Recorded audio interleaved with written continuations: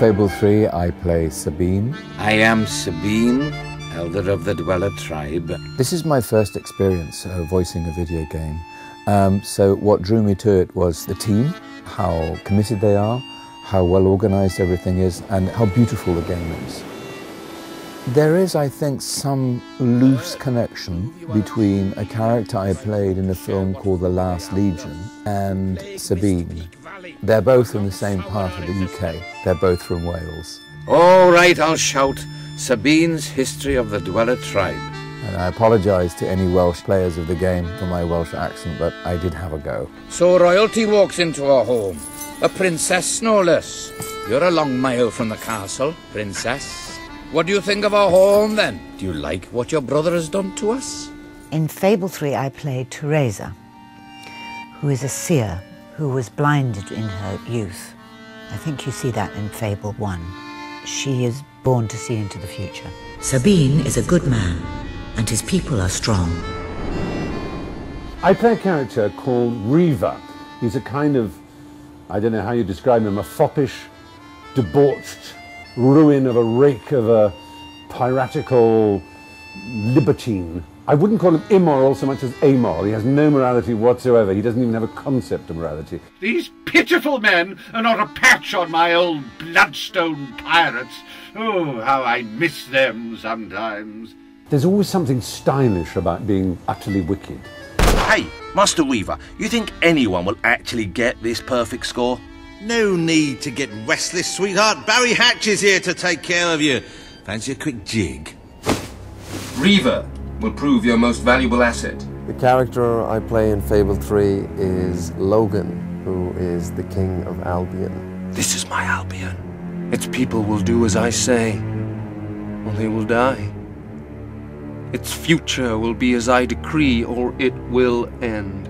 It's my first time playing a video game character, and it's really interesting because it's another sort of form of storytelling.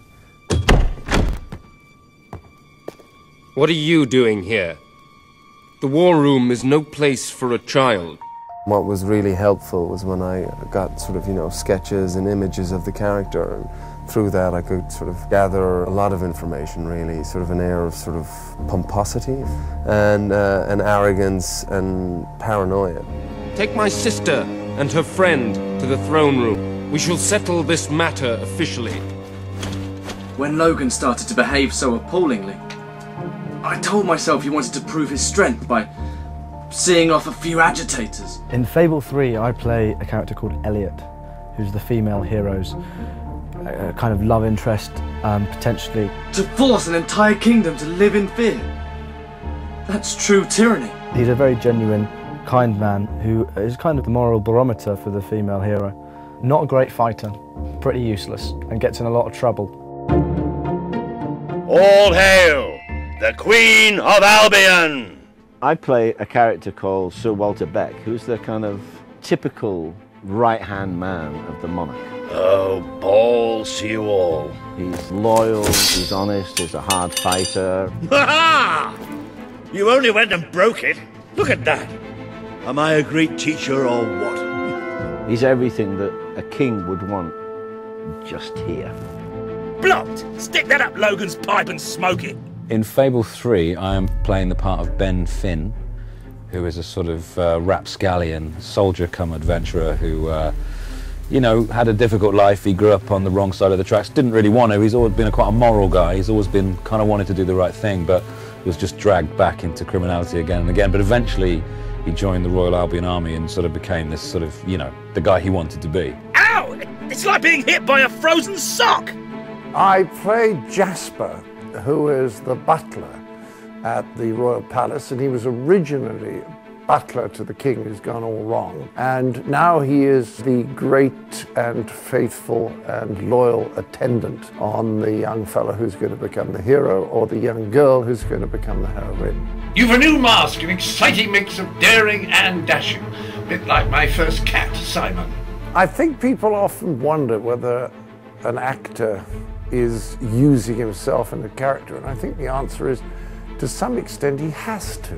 One of the things that's missing from a lot of video games is good writing and good voice work. I mean, they require that. It's just because they're video games doesn't mean they don't require the same attention that movies do, or television, or what have you. And I think this one has a wonderful mythology, and it's witty, and it's engrossing, and it demands to have people that, you know, can step up to the plate. This is revolutionary for me. It has to become part of the actor's vocabulary. We have to join in or perish. Okay, you're ready? The video's ready? Are you ready? A wolf has been hit! Oh, no, actually, could I do that again? It sounded a little bit grand. Could very well destroy the Kingdom of Albion. Just like that poster. And is my cappuccino here yet? The shambles!